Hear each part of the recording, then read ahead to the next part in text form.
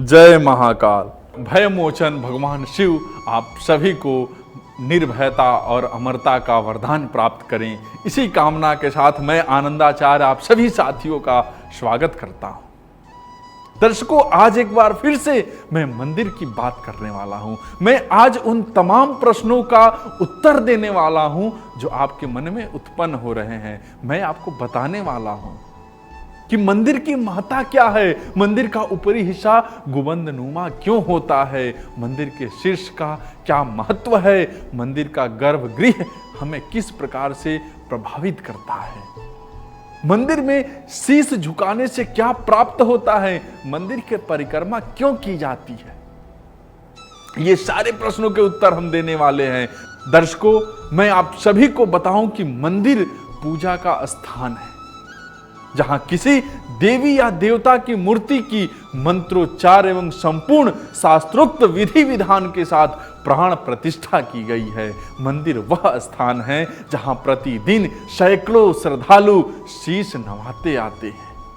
दर्शकों, मैंने संतों महात्माओं के प्रवचनों में सुना है, आप सभी ने भी सुना होगा कि जिस देवी या देवता का मंदिर होता है उनकी दैवीय ऊर्जा उस मंदिर के गर्भगृह में सदैव उपस्थित रहती है। और जब भी हम किसी मंदिर के गर्भगृह में जाकर पूर्ण श्रद्धा भक्ति और आस्था के साथ शीश झुकाते हैं तो स्वतः ही उस देवी या देवता की ऊर्जा से ओतप्रोत हो जाते हैं।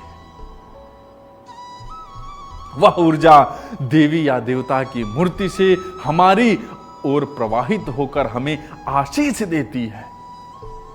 दर्शकों, संत जन भी कहते हैं कि जब भी मंदिर जाओ तो नमन के बाद अपने आराध्य देव या देवी की मूर्ति की परिक्रमा अवश्य करो।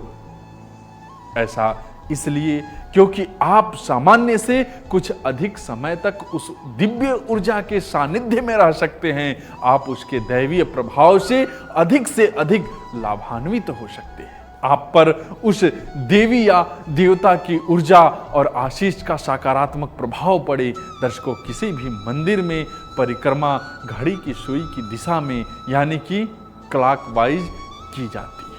अब अपनी बाईं ओर से चलना शुरू करते हैं और मूर्ति के पीछे से होते हुए फिर मूर्ति के सामने आ जाते हैं।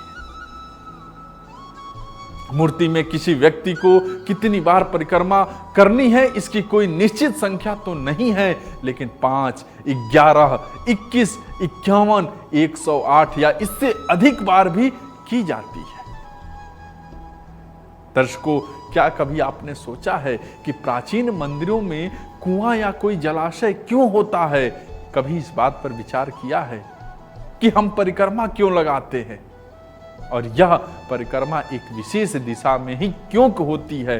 वास्तव में इन सबके पीछे वैज्ञानिक कारण है। दर्शकों, प्रदक्षिणा का अर्थ परिक्रमा करना है।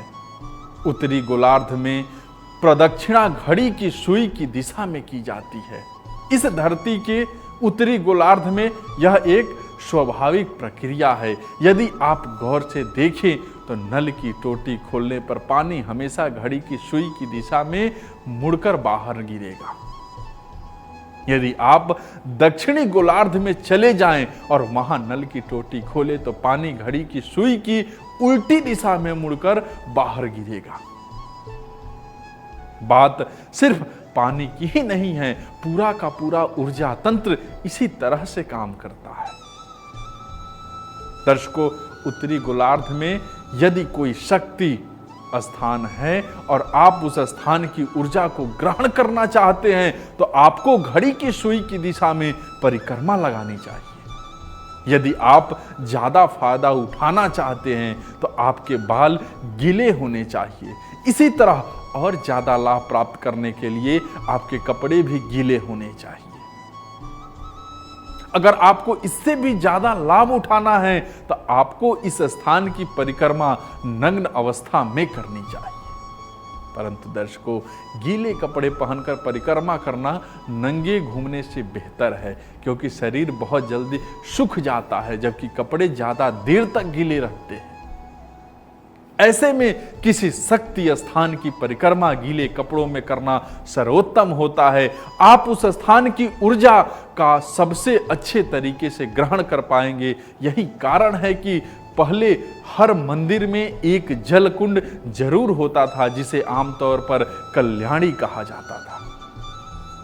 दर्शकों, यदि आप किसी मंदिर में गए हैं और वहां जलकुंड है तो पहले आपको उसमें एक डुबकी लगानी चाहिए, फिर गीले कपड़ों में मंदिर की परिक्रमा या भ्रमण करनी चाहिए। ऐसा करने से आप उस प्रतिष्ठित जगह की ऊर्जा को सबसे अच्छे तरीके से ग्रहण कर सकते हैं।